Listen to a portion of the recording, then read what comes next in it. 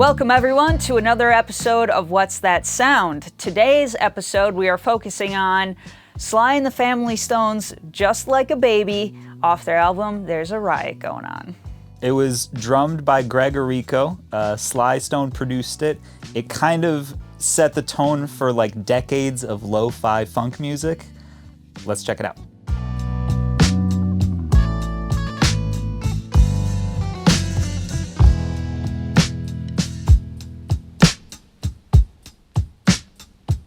For our drums, we used our Vistalite Ludwig kick drum, Ludwig Acrolite snare, and then for our hi-hats, we had Zildjian K-Dark 14-inch hi-hats.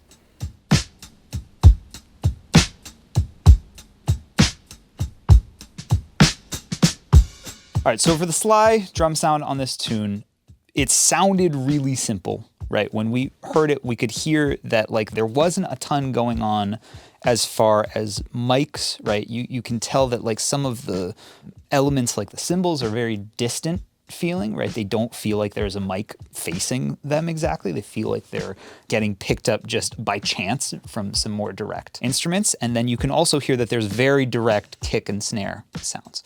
So what we kind of guessed is that they're using two mics on this. The internet often complains that we use, $1 million worth of mics to get all these things, and that's unattainable. In this case, pretty much anyone can get this sound. It is a 57 and an RE20. That is like $400 worth of microphones used on Reverb. Anyone could make this happen, and the only thing that we had to do was process them to make it feel like it was coming from an old tape machine. So it's just the two mics, and the only thing that makes this drum part a little bit complicated is that they recorded the same drum but twice. One drum part was doing like extra beats and one part was just hitting like really simple kick and snare. They process them a little bit differently. So when you listen to this drum sound, you can hear that like some kick drums have a lot of low end in them, some kick drums are really thin, and some snare drums have like a lot of body and high end in them, and some snare drums are a little smaller.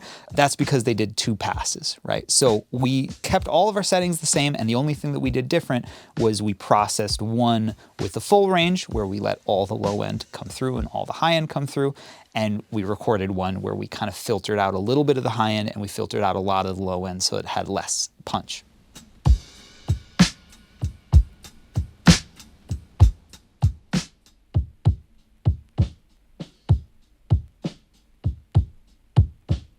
So RE20 on kick, it's a really, really classic like 70s drum sound. I feel like that's the kind of the quintessential mic for 70s kick drums.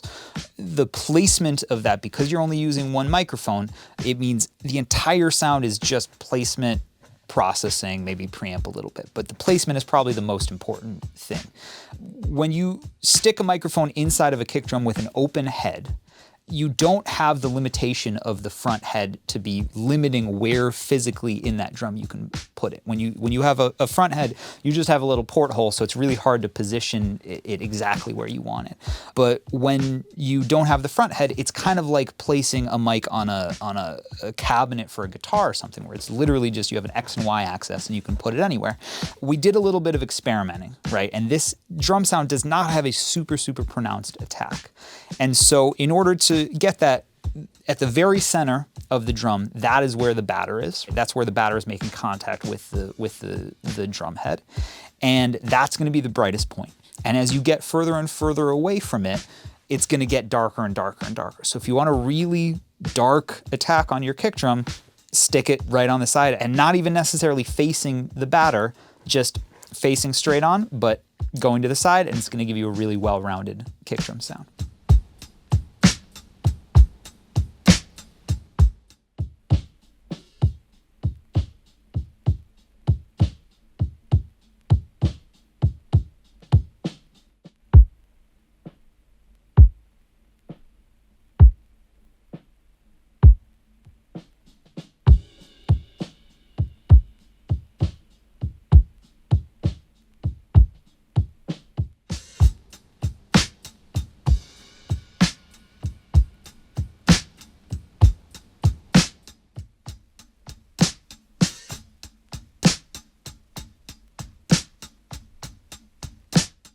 So for the snare sound, obviously it's a very, very simple chain. It's a 57, we're going through a Neve preamp, but that's not really the spectacular part of this sound. It's all gonna be in the drum you use, it's gonna be in the way that you treat that drum, it's gonna be in the way that you hit the drum, and it's gonna be a little bit in the processing. So the drum itself, we picked a drum that had a really good sound when it was gonna be muted, the way that we knew we were gonna treat it. Then we played around with every different way that you can treat these drums, right? If you take fabric and you put it on it and you roll it up, it sounds totally different than if you have it laid out. If you have fabric that's tiny bit different thicknesses, it's gonna sound completely different. If you have something like a big fat snare drum that like lowers the pitch, that's gonna change it a lot. What we ended up landing on was a drum tortilla, which is like a piece of fabric, and we rolled it up and we stuck a weight on it just to further deaden it, and that kind of created the sound in the room that we wanted, that then the mic was gonna pick up really well. When you're placing a mic on a snare, there's a few things to think about. You have to think about the proximity effect quite a bit, right? Proximity effect is a thing that happens with microphones. When you get within a certain distance of a drum, they're gonna start getting a bump in the low mids, right? And that bump in the low mids, you can use it to your advantage to shape the sound of the drums. This is why a lot of modern drums sound the way that they sound, because the drum mic is so close to the drum that it is exhibiting a lot of proximity effect, and that adds this kind of weight to the snare drum that is like very modern sounding. We knew that we didn't necessarily want a ton of this on this sound, right? It's not a super low-endy, not a super like smacky sound.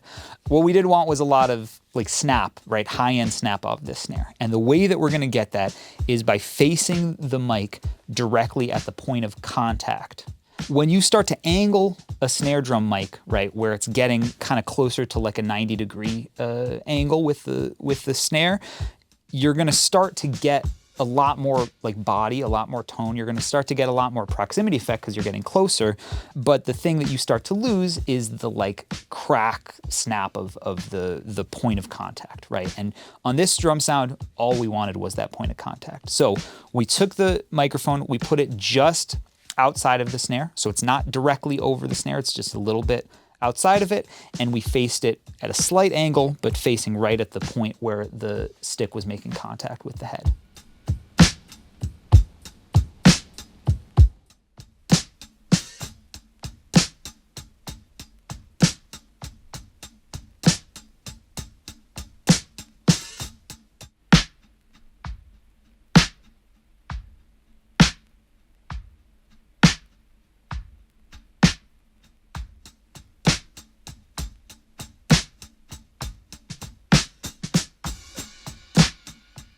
So a big part of this sound is using Pultec EQs. These Pultec EQs are a 4-band EQ. It is 2 low shelves. One of them is boosting, one of them is cutting, and then it is a bell that is boosting in the high end and a shelf that is cutting in the high end.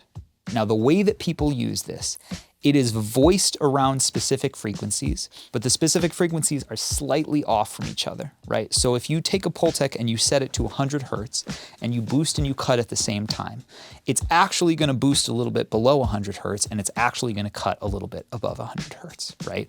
The result is that you can get these sounds where the low end gets somehow more intense but also clearer, right? Clearer because you're scooping out some of this like 300 hertz, 200 hertz mud stuff, and then more low end because you're adding maybe 60 hertz and like all these fundamental frequencies.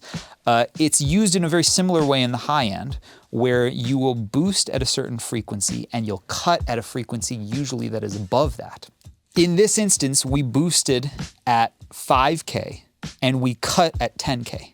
Again, the 5K is a bell, so you get this kind of bump at 5K, and then everything that's kind of above 10K, it starts to shelve down. And it's a really gentle shelf, so it probably starts closer to 5K. And the result is you can get these things to feel both bright and vintage and warm at the same time. You don't get the super, super hi-fi frequencies that like modern records get, which is boosting a bunch of 10K, but old records don't necessarily feel dark, right? And that is because they are cutting some of these super, super high frequencies, and they're boosting some of the like lower, some would call it high mids, but they are frequencies that make things still feel very present, still feel very in your face and forward, but they don't quite have the like glossiness that a new record would have.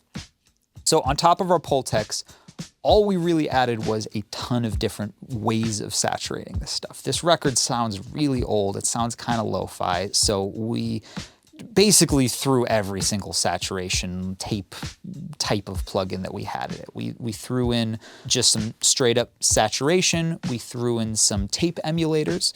We threw in a vinyl emulator that like even added a little bit of crackle and made it feel like the unique distortion that vinyl gives. And we even threw in a cassette emulator that kind of makes it sound like it's getting played off of a cassette tape. With all those together, let's take a listen.